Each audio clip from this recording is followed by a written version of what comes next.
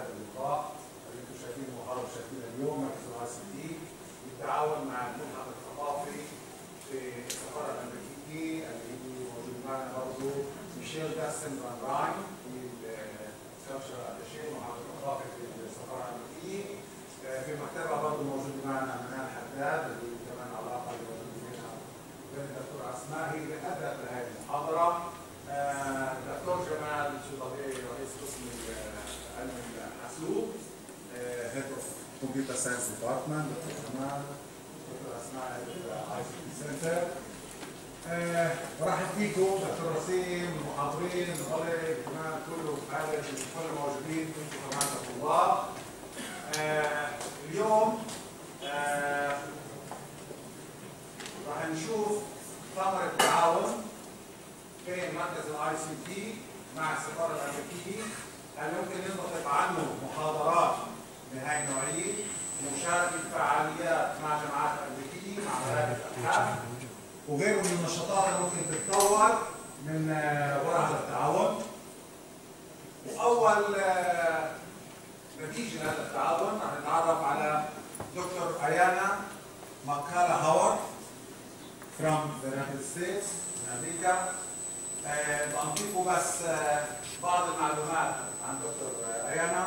دكتور أيانا هاورد received her BSc in electronic engineering and the BSc بالهندسة الإلكترونيكا من براون يونيفرسيتي and the MSEE من جامعة ساذرن كاليفورنيا. والبي اتش دي تبعها برضه بالهندسة الإلكترونية بنفس الجامعة يونيفرسيتي اوف ساذرن كاليفورنيا لوس أنجلوس من سنة 1999. عندها على الأقل ما يقارب 100 مقال اللي بعتقد ل 100 reviewed sent for reviewed articles and we have 12 published articles at least.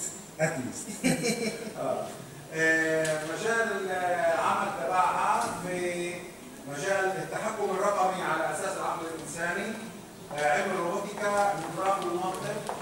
تصور كمان دكتور جمال اشتغال الهيومن انتليجنس سيستم نفس الفيلد وكلها اوكي. من سنه 2005 دكتور ايانا joined the School of Electrical and Computer Engineering at Georgia Tech هناك بتشتغل، وهي الفاوندر المؤسسي ل Human Automation System Laboratory. دكتور أيانا حاصلة على عدة جوائز، واحدة منها جائزة المرأة المتميزة في جامعة جورجيا تك فاكولتي، عندها جوائز عديدة. وبما ان هي من النشاطات في مجال تطوير المرأة في مجال العلوم والرياضيات والتكنولوجيا، عشان هيك محاضرتها اليوم راح تشوفوها راح تكون في هذا المجال وراح تحكي اكثر عن دور المرأة وتنشيط المرأة في هذا المجال، وبنفس الوقت راح توصف البحث الجزئي. So I gave a little introduction. Now they know you, we can start.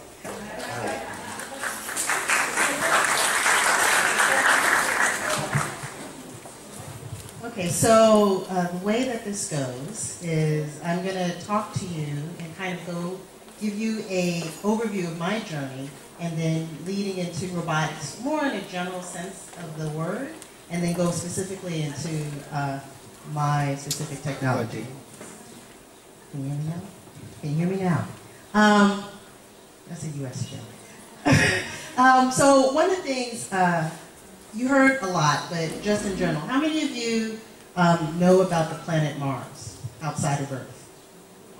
Mars, the red planet. كم واحد منكم سمع عن كوكب مارس المريخ؟ Okay, good. How many of you know that there is a robot on Mars that's working right now? كم واحد منكم سمع انه في سيارة على المريخ موبايل؟ So I came from the world of NASA, and so NASA is actually responsible for those robots on Mars. And so what did I do? I worked for NASA for 10 years, and my focus and my job description was to do the intelligence for Mars robotics. So that's what I did. Amazing, wonderful experience. أنا أعمل لناسا لمدة 10 سنوات وهي مسؤولة عمليا عن المراكب التي موجودة في المريخ. So one of the things that I learned, which I'm going to go and kind of walk you through, is that robotics in general is one of those things that can inspire anybody from K all the way to 110. And robotics is a very general, common, it brings everyone together because everyone understands robotics. It doesn't matter what your culture, your language, or your age, or your gender is, robotics is this unifying force that everyone can understand. وإن موضوع الروبوتيكا هو عمليا مكان أو محط إلهام للجميع من السن المبكرة حتى جيل 120 سنة. So I left NASA about 6 years ago, started at Georgia Tech. I do have over 12 publications. Actually, I have 130 I have 130, including one book, 2 patents, 2 commercial products, and I also have a family. So it's not just about research. I make sure that what I do is also good for the family and good for my environment. I have 3 boys. I have a husband as a chef, and I go on adventures. So I actually like traveling. I travel a lot, and when I travel, I try things that I haven't tried before. So بعد أن ناسا أصدرت الكثير من الإصدارات والنشر في هذا الموضوع، موضوع الروبوتيكا، ولا تنسوا أنه يوجد لدي أيضا عائلة، فيوجد لي زوج و3 من البنين، وأنا أحب أن أزور أماكن عديدة في العالم. So one of the things I challenge myself is always to overcome my fear, whatever that fear is. And so one of the things I always do is I do things like, I can't swim very well. I can swim sort of, but not very well. So my challenge, I actually went underwater and did a scuba diving motorcycle. I've done, this is parasailing.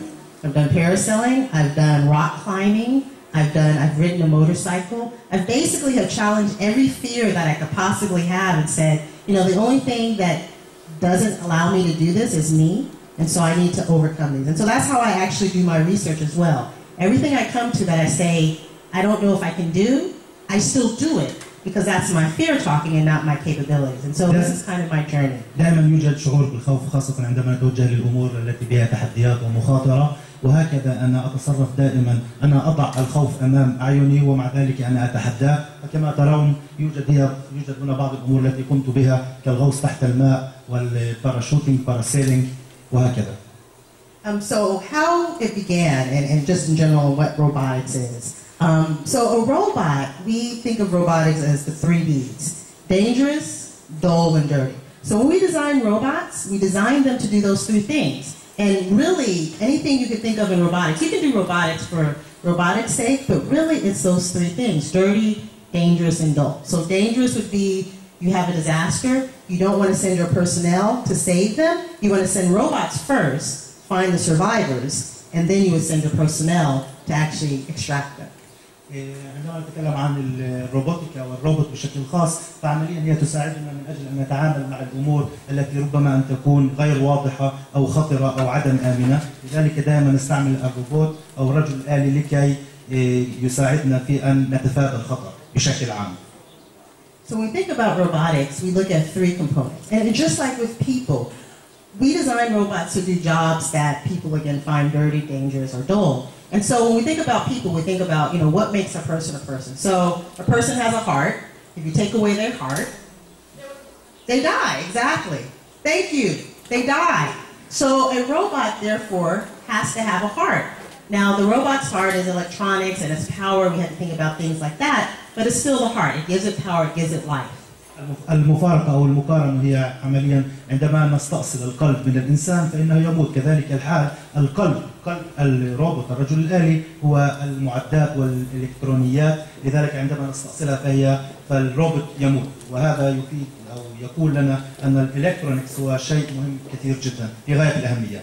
And so a robot, just like us, has a body. And so the body of a robot is different, though. So we have 2 legs, 2 hands, 2 arms in most cases, 2 eyes.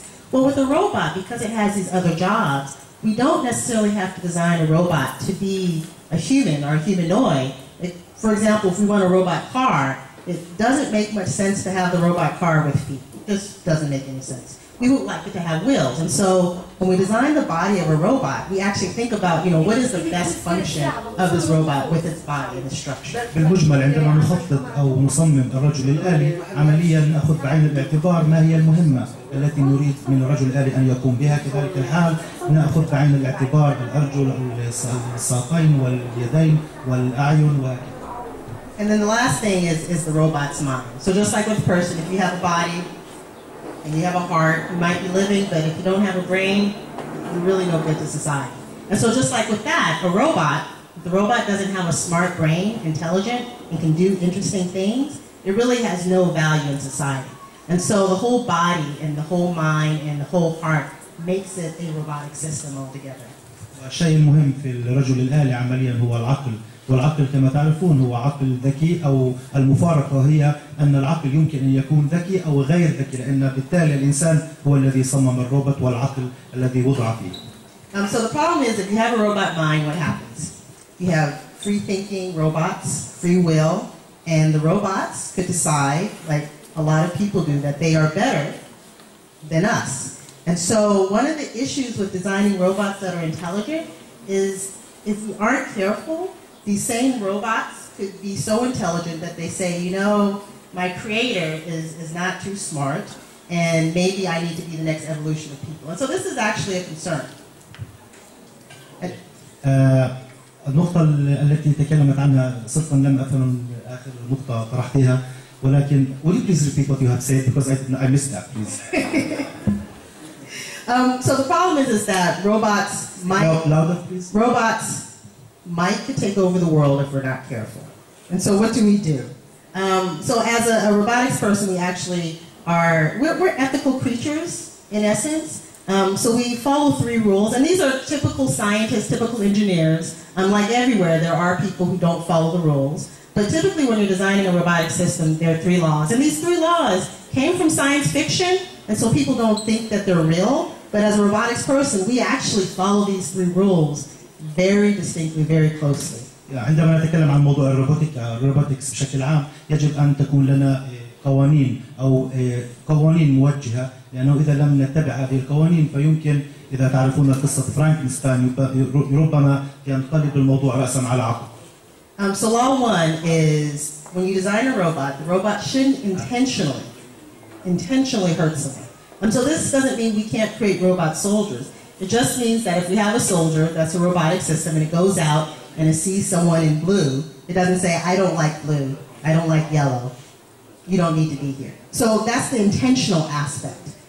So that's law 1. You can't intentionally have a robot harm a person, harm a human being.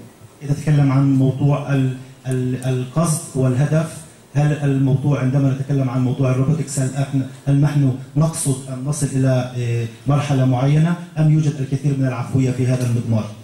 So law 2 is, because humans are these robots creators, the robot has to basically pay attention, just like with your teachers, just like with your professors, just like with your adults and your parents and your elders. The robot has to pay attention and obey orders, as long as, again, it doesn't violate rule number 1. And so if you have a person who's bad and says, I want you to go and I don't like blue, I don't like yellow, the robot basically has to say, I will obey you except for that one, because you just violated my first rule, which overcomes everything. I won't intentionally hurt someone out of militia. الإثكس هي أخلاقيات المهنة. لا يوجد روبوت الذي هو سيء أو جيد، وإنما الإنسان كيف يوجه الروبوت والتعليمات التي يعطيها للروبوت، فهي عمليا تقرر إذا يتصرف الروبوت رجل آلي بطريقة إيجابية أو سلبية. And then the last rule is basically protection. So self-preservation, self-protection, but that also extends to people. And so if I protect myself, that in of itself also protects those around me. And so that would be law number 3. والقانون الأخير هو قانون الدفاع عن النفس أو الحماية، فإذا أنا دافعت عن نفسي فأيضا ينبثق من ذلك القوانين الأخرى التي تعنى بنفس الهدف. So I'm going to show you some robots that I find quite fascinating.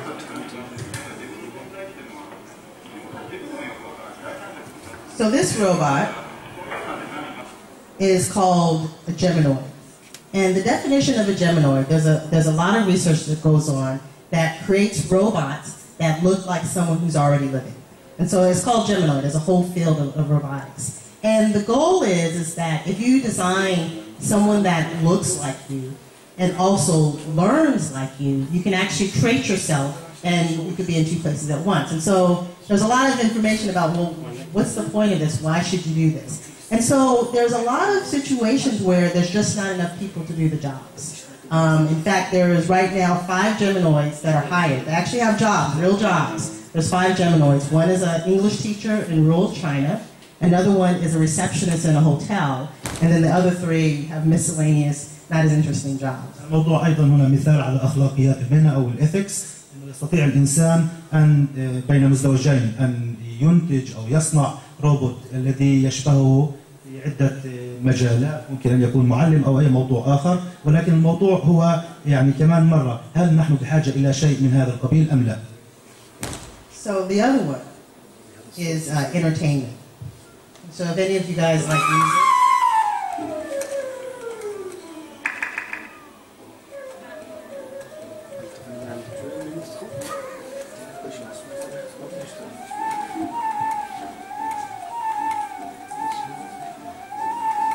so a little bit about this one. So this is a robot. They also have robot saxophones, but this is a robot flutist. And it actually learns from musicians. So what happens is it'll sit in a room with musicians, and it'll actually listen to the notes, listen to the music, and take that and basically learn and compose its own music. So one of the things that the programmer, so there was a programmer behind it, the programmer actually programmed its scales. So it knows the basic scales, and is learning how to put those together to have basically beautiful music. هنا مثال آخر بالنسبة لروبوت يعزف الموسيقى والنوتة، ويمكن للإنسان الذي صنع الروبوت لكي يعزف الموسيقى أن يتعلم من هذا الناتج ويعود بالفائدة للإنسان الذي صنع الروبوت. So the other one, this is Big Dog. And Big Dog is actually designed to help our soldiers with holding up their supplies and holding their materials. And so Big Dog is basically, you can think of it as a pack mule or a pack horse. It has the supplies, very articulate. In fact, right now it's considered one of the most advanced in terms of the legs and the stability. What's Big Dog? I did not understand. So in terms of Big Dog, it has one of the most advanced leg stability kinds of methods. And what you'll see in this video is this ability to deal with basically turbulence and disturbances of the train and of people. مثال آخر على رجل آلي اسمه Big Dog. I don't know what is, how can we translate it into Arabic. Anyway, مثال آخر على رجل آلي يتنقل. الشيء المهم أنه عندما يتحدى أو يقف له شخص بالمرصاد لا يمكن أن يجيب أو يرد فعل على نفس المنوال والطريقة. Okay, stage is yours. So Big Dog can traverse any type of terrain, and you'll see you can go through snow, ice, black ice as well, high rocky terrain, and all of these characteristics, all these capabilities. And the way that it does it, it has sensors. It has sensors on its feet. It has sensors on basically its joints, its knees. It's like a fly, no? It is like a fly. It has almost as much joints as one. Okay.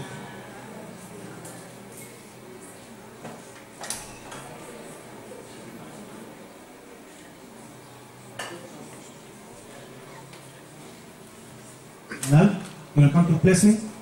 Yes, sir.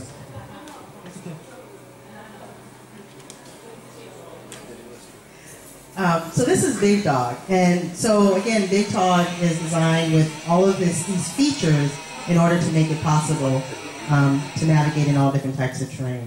And then you have robots for surgery. And in this system is called the Da Vinci system. It's actually increasing. So these are real applications that are out there in the real world. And now you can go, at least in the US, you can find a robot surgeon. And usually I show blood, but I decided not to. So this is what's going on underneath.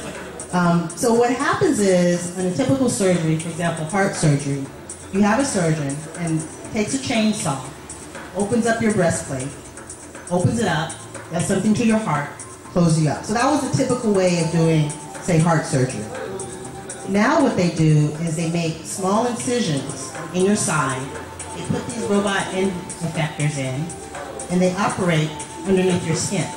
And so you've just reduced the trauma on the body, and you actually get a better recovery time. And so this is what's going on underneath the skin. The doctor is doing the sutures, doing the cutting, doing all these things without actually having to open you up.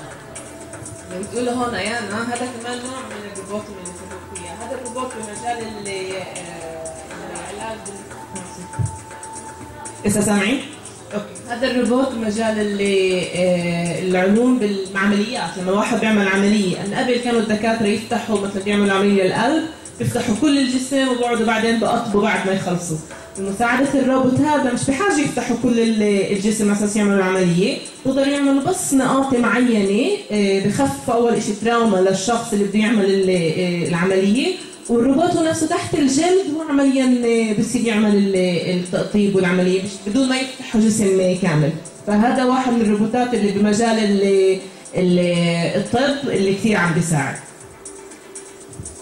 So what's amazing about this is, again, you're seeing an increase in the number of cases where people are actually going to their doctors and saying, I want this kind of surgery because I know it's better for me than for the old way. واللي عم بيشوفوه إنه الناس مثلا المريض صار هو يتوجه للدكتور ويقول له أنا بدي هذا النوع من العملية، لأنه بيشوفوا إنه بكتير أحسن لإله من ما يشرحوه بشكل كبير، إنه يكون بس نقاط معينة اللي يقدر يعملها الروبوت بداله. So that's just a summary, and then we're going to show some more robot videos. Trust me. So one of the things about life in general and dealing with robotics and going through is that everything, again, when I talk about adventures and risks, everything is a risk in life. Everything that's different than what you normally do is going to take risks, and it's going to take courage. And the whole thing about doing research and doing things that are new is that you accept those risks and you just do it. And so this kind of walks you through that whole process. اللي بتقوله أيانا هون بس هيك ملاحظة صغيرة وإذا تكمل فرجيكم كمان أمثلة، إنه زي كل شيء بالحياة بدها مخاطرة الشغلة، زي الأبحاث اللي هي بتعملها، زي اللي كيف وصلت لإذا تعمل شيء روبوت عن الشكل، فكل شيء بالحياة بده مخاطرة يعطي الواحد شانس وبالآخر ممكن يكون نتيجة عملية منيحة. So I'm going to give you a little bit of information about where I came from. So when I was in undergrad, actually go way back. When I was in middle school, so this would have been 6th, 7th, and 8th. بحكيلكم عن فترة لما هي كانت في الصف السابع كمان. You're always asked, you know, what do you want to do when you grow up? دائما بيسألوك شو بدكم تصيروا بس تكبروا. And so I decided a long time ago that what I wanted to do back then was to create the bionic woman. That was my goal back in the 6th, 7th, and 8th grade. To create a bionic woman. لما سألوها إيش كانت بدها تعمل بس وهي صغيرة بس تكبر إيش بدها تعمل، كانت بدها تعمل جسم امرأة شو بايونيك بتقولي لها؟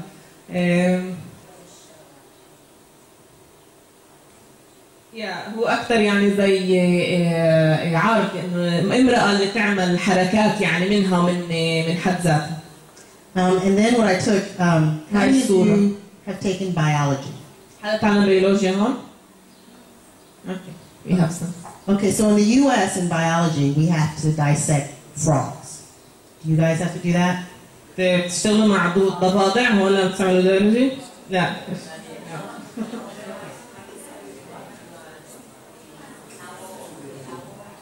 Oh, like this.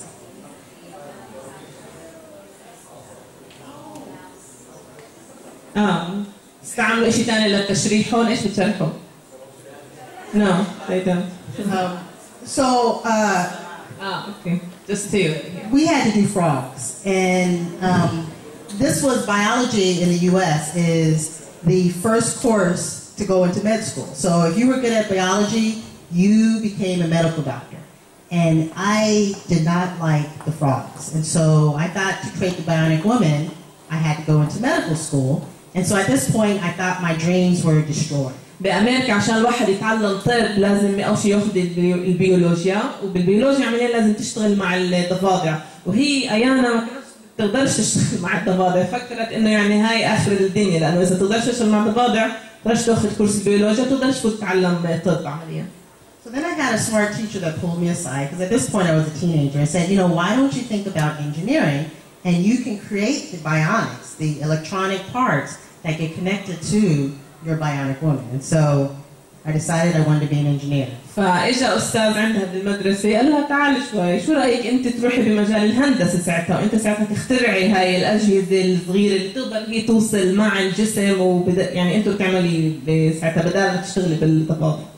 So this is the goal that's kind of directed me, is this whole aspect of creating this bionic creature, this bionic entity to help people. And so even though I've deviated some, it's always been that goal. And so my whole life has actually been focused on that. وهذا اللي عمليا شجعها انها بحياتها تفكر انها تخترع هاي المجسمات عمليا اللي تقدر تساعد بعدة مجالات. So then I went to undergrad, so college. I wasn't a very good student. And one of the reasons I went to a school that wasn't a high school that wasn't so good. My high school didn't have very strong science, didn't have very strong math. فهي بعدين مرحلة التعليم undergraduate يعني مرحلة اللقب الأول بالجامعة، راحت على الجامعة وهي ما كانتش بتقولي ما كانتش طالبة كثير يعني شاطرة، واحد الأسباب عمليا إنه المدرسة الثانوية اللي هي كانت فيها ما كانتش كثير قوية من ناحية العلوم وكل هاي المواد اللي بتعطيها قوة.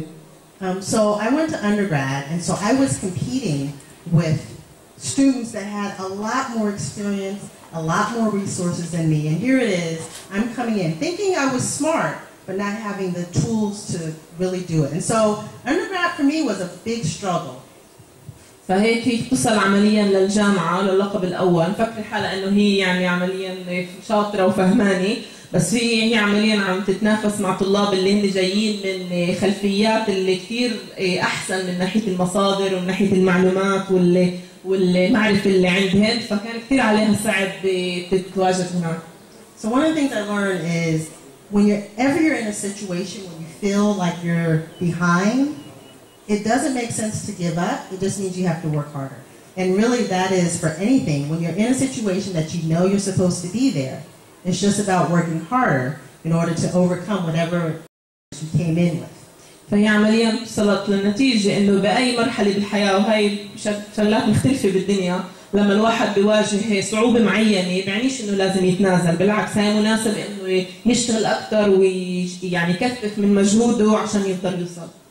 So then I went on to graduate school and went on to NASA, and that's where I actually did the Mars exploration and rovers, and things I did was putting intelligence on the robotic lander so they can actually land somewhere safely, making the rovers intelligent so that they can look at the terrain and determine, was this a safe area to rove, or was this a good area, bad area to rove. من هناك كملت بعد اللقب الأول عملت الجراديويت واللقب الثاني، وبعدين راحت كمان على ناسا واشتغلت معاهن اللي بيخترعوا على الروبوتات، يقرر وين الروبوت الروفر هذول اللي بقعوا على المريخ وين بالضبط يقعوا إذا محل مناسب أو لا، فكملت بهذا المجال.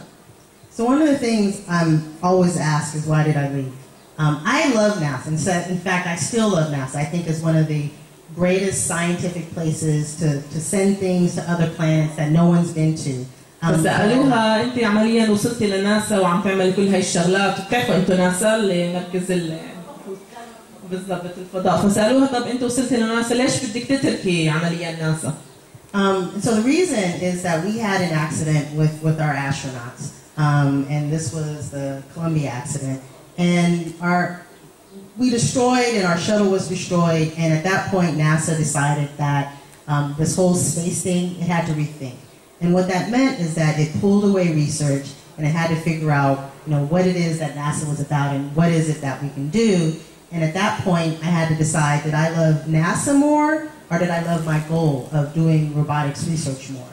And that's the reason I left, is because I decided that the robotics research was more important, because that was my ultimate goal versus the NASA. بالفترة اللي هي لما تركت، هي عمليا سمعتوا انتوا وقت كولومبيا شتل لما وقعت، اللي عمليا كان منها واحد من عندنا هون من البلاد، فهناك بناسا فكروا فجأة، يعني مش فجأة بس فكروا انه شو احنا بدنا نعمل بناسا، نكمل بالابحاث اللي بنعملها، ايش بالضبط بدنا نخطط، فهي فكرت يعني اذا بناسبها اكثر انها تكمل بناسا، ولا الهدف الاساسي تبعها انها تعمل روبوتيكا وتعمل شغلات اكثر اللي هي بهمها. فعشان هذا السبب هي قررت انه توقف من ناسا وتكمل بالمجال تبعها. So I always ask, was it a good decision? And I will tell you, it's been the best decision in my life. So one thing is that I've actually gotten to travel places that I couldn't before. I mean, so this is my first time in this zone, but I've been to pretty much everywhere you can think of in terms of South America, Europe, Far East. I haven't been to Australia yet, and now here. I wasn't able to do that when I was at NASA. سألوها هل قرارك انت بتفكري كان سليم انك تتركي ناسا؟ وقالت لهم بكل ثقه انه كثير مبسوطه بقرارها لانه عمليا فتح لها المجال انها تسافر لعده محلات لعده دول. هي اول مره عندنا هون بالبلاد بس كانت عمليا بكل الدول ما عدا استراليا بعد ما وصلتهاش بس فبالنسبه لها هذا كان قرار كثير منيح. The other thing I strongly believe in is giving back to the community. And so what that means is because I've gone so far, and again, I didn't come from the best environment. So what does that mean? That means that I want to be able to help the community to say, this is where STEM is. This is where it is good to be a scientist and an engineer and train and educate. And I can do that now. I can choose who I teach. I can choose who I impact and mentor. وكمان شغله ثانيه مهمه بالنسبه لها انه عمليا هي لما تركت ناسا كمان صار لسه في مجال تعطي للمجتمع اللي هي اجت منه، خصوصا لما هي جايه من المجتمع اللي مش هالقد بالضروره عنده كل الامكانيات وعنده كل المصادر اللي يقدر يتقدم فيها، فإسا هي عمليا بالمرحله هاي تقدر تختار مين المجموعات، مين المدارس، مين الجامعات اللي تشتغل فيها وتعطي اكثر من خبرتها للمجتمع اللي حواليها. And then the best part about it is that, so it used to be I wore a t-shirt that said, I am a rocket scientist, because I worked for NASA. Now I can actually wear a t-shirt that says, it's my science. A big difference in terms of even the ego. So one is, it's mine, it's all mine. And then the other one is, I still was working for a different objective. قبل كانت تلبس زي بلوزه هيك بيكتبوا عليها انا الروكت ساينس لما كانت تشتغل بناسا، انه يعني انا عالمي لعالم تعرف الروكتس الصواريخ الى اخره، بس اسا تقدر عندها زي كانه البلوزه اللي بتقول انه انا العالم تبعت نفسي ماي ساينس، يعني اللي هي بتختار الشيء اللي بيهمها الها هي نفسها. So talk a little bit about my research and show you some photos. شوي عن البحث تبعها وتفرجيكم كم من صوره. So the first thing I did was trying to figure out what kind of work do I do that I know about. So I knew NASA robotics, I knew Mars robotics, but Georgia Tech is not NASA, and so what do I do? So what I started working on was rovers to understand climate change and global warming. So this is an actual glacier. That's my actual robot. هذا الروبوت اللي هي عملته عمليا. So what this work is, it's called the Snow Modes Project. We send robots that were designed by myself and my students to glaciers to collect climate data. And so I'll just go through some pictures. هذا الروبوت اللي هي عملته مع الطلاب تبعها اللي عمليا هدفه انه ياخذ داتا عن الجو حالة الطقس. So these are some of the environments that we've gone to. هاي بعض المحلات البيئة اللي جربوا فيها الروبوت. So amazing. But yet, it was still not the bionic woman. And so even though I still did that, while over the last couple of years, I've also thought about how do I get back to doing the stuff that would help people, help our society. And this is what I came to, is actually I do now assistive robotics for children, primarily with disabilities. فهي كمان فكرت انه اوكي هذا كان كثير منيح، بس برضه ايش ممكن هي تعمل وتفيد المجتمع اللي هي فيها، ووصلت لهي النتيجه اللي عملت هذا الروبوت اللي هو بيساعد لاطفال مع اعاقات. So a couple of things. These are some of my robots right now. So in the بعض من الروبوتات اللي هي عملتها. In the humanoid, what we do with children, this one we play a Simon Says, a mimicking game. And so the robot basically says, do this. And the whole concept is to get them to move for rehabilitation and therapy. And so the robot has a voice. And the robot says, do this. And the child's supposed to do it. And if it doesn't, the robot's just like a nag. The robot will say, do this, please do this, please do this, please do this. Until the child finally actually does what it's supposed to. فهذا الروبوت اللي اخترعته عمليا زي كيف نحن نقولها سمعان قال، بيقول لازم يعمل شغله والولد اللي قبله لازم يعملها، فاذا بيعملها بقول له اعمل معروف اعملها كمان مرة يعملها، ضلوا يقول له هاي الشغلة عن جد يعمل التمرين اللي بيساعده فيها. So the other robot, this is also a humanoid. This one actually works with children who have issues with gait and movement. الروبوت بيشتغل مع طلاب مع أولاد اللي عندهم مشكلة بالحركة بجسمهم. So what this robot does is it actually plays soccer. So that's the goal. It plays soccer with children. And the goal is to engage a child to actually move if they're having issues with movement in their lower limbs. ومع عمليا روبوت اللي بيقدر يلعب فوتبول مع الأولاد، فهيك بيقدر يلعب معاهم بنفس الوقت يساعدهم إنه يتحركوا. And then the last one is, how many of you play Angry Birds? مين بيلعب فيكم Angry Birds؟ So since we deal with children, and most children, for some reason, they like Angry Birds and cut the rope. الأغلب الأولاد بيلعبوا Angry Birds and cut the rope. هاي كمان. So what we decided to do, because we do this learning from people, we decided to teach Darwin how to play Angry Birds. فعلموا الشاب الروبوت اسمه داروين كيف إنه يلعب Angry Birds. So one of the challenges is Darwin has no fingers. واحدة من التحديات إنه داروين فيش عنده أصابع. So how do you touch the screen and move the bird and do activities with it? فكيف ممكن إنه يلمس الشاشة ويعمل تعرف كيف الأنجري بيرد. So what we actually established was a whole communication protocol where it's Bluetooth, so just like your cell phones. There's a Bluetooth communication where Darwin says, you know, here's my position, this is what I'm doing, and the tablet says, well, if you actually touched here, this is what would happen, and so that's how information is exchanged. فعملوا زي تواصل عن طريق بتعرفوا البلوتوث اللي عمليا بوصل المعلومات، فبقول له انه انت لازم اذا توصل لهون لازم تعمل هيك، فنفس الشيء صار. The other thing is Darwin learns. So all of the things we do is actually it learns from people. So Darwin is only as good as the person it learns from, which happens to be me, and I can't get past level 1. So right now, Darwin can get to level 1. Can't get to level 2 quite yet. وهو داروين عمليا بيتعلم من الشخص اللي بيشتغل معاه، فهي مثلا هو عمليا الشخص اللي بتشتغل معاه وهي يعني حسب خبرتها باللعبه تمرقش الليفل 1، فكمان داروين المستوى تبعه مش اكثر من ليفل 1. And so what we're doing now is trying to get it to learn from itself. So basically, if you learn from a person who can't teach it well, can Darwin actually refine its own knowledge based on what it already knows? And so that's what we're working on now with. فالمرحلة هاي إن عمليا عم بيجربوا يوصلوا لمرحلة إنه داروين يتعلم عمليا من نفسه مش بس من الشخص اللي هو بيشتغل معه. So some other things we're working on. This is a virtual reality game. So it's a popping game. So basically the whole goal, just like what Simon says, mimicking, we're using gaming to try to encourage this movement. And so one of the other things we're doing with it. هاي واحدة كمان من اللعب اللي عم بيشتغلوا عليها اللي زي لعبة كيف يلعبوا بالطباق بدون طبعا ما يكون في لمس. Listen if you recognize it.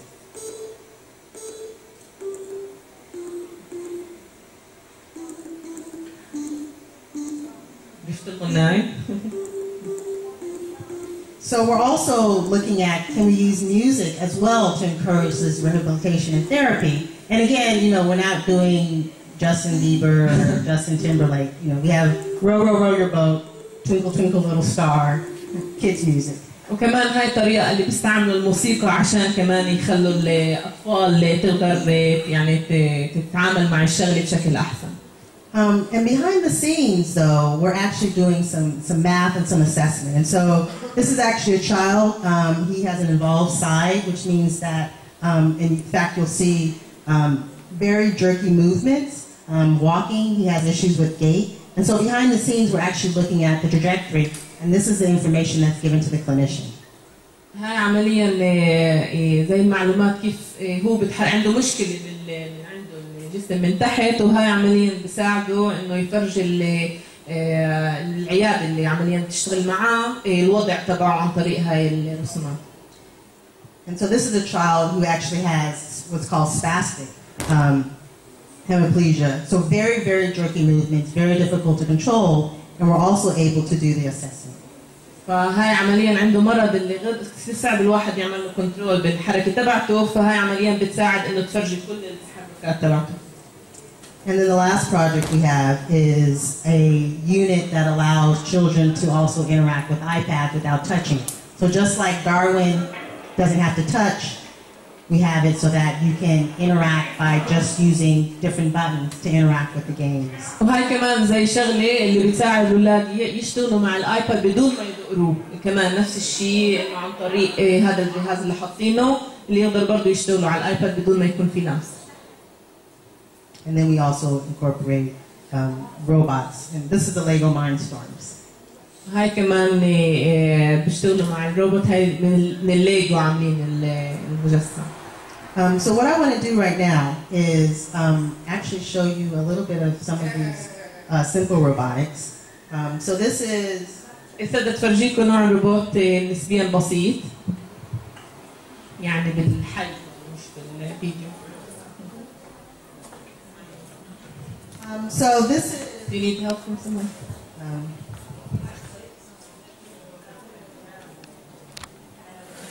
شايفين من عينكم تحت روبوت؟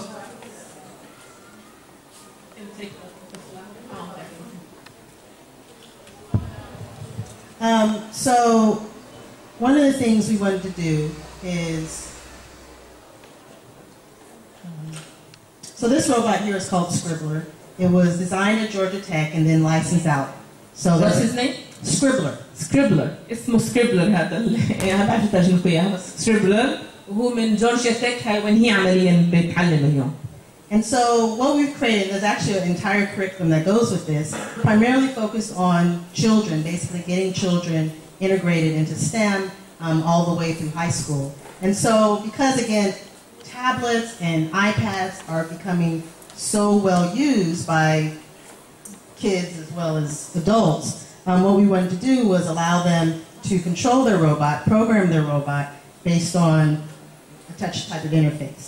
عمليا روبوت او اللعبه اللي عاملينها عشان يشجعوا اطفال حتى من عمر صغير اللي كمان يهتموا بقصص العلوم والتكنولوجيا، واللي يقدروا يشغلوا الروبوت هذا عن طريق الايباد اللي عمليا كل يوم بيستعمل كل مسائل الايباد والايفون عن طريق هاي الشغله. And then you also my favorite song.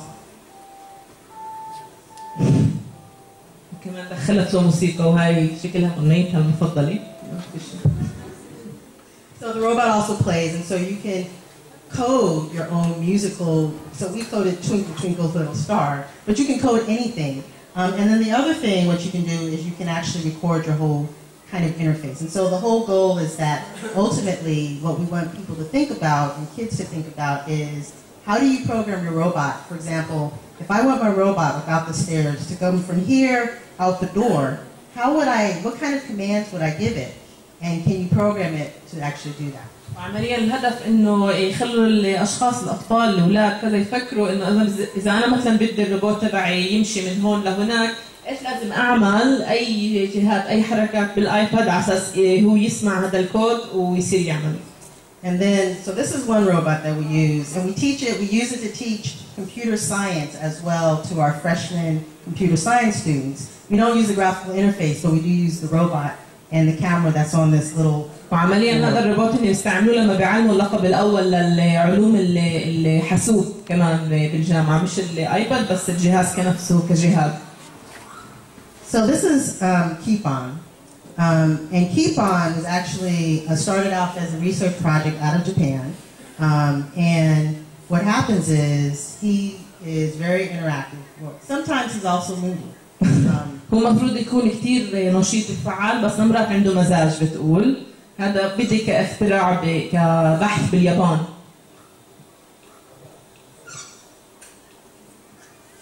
So he's also ticklish. وهو كمان بيغار شوي. And one of the things he does, well, I don't have any music, but he actually dances to music. هو عمليا برقص على موسيقى، لما بيسمع موسيقى بيصير يرقص. Does anyone want to volunteer to bring up some music? في حدا معاه موسيقى يحط له بالايبود تبعه بالايباد في؟ Yeah, we're getting you some. You can dance on Arabic music too. We'll see. Right.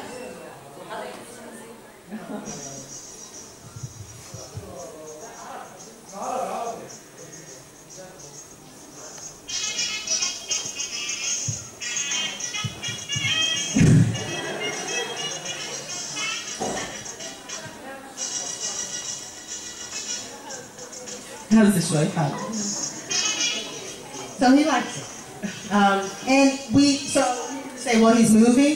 Actually, if you play music, like he doesn't like Twinkle Twinkle Little Star. If you play music he doesn't like, he'll actually start, so he'll move a little bit. اللي بتقول له انه عملين كمان شوي بختار. And then he'll stop. So this is keep on. معلهاش لا. She wanted to put Twinkle Twinkle, but we told her he doesn't like her. Like, yeah. Thank you. So that's keep on. So I'm tilting him, and so what happens is he knows he's about to cut off.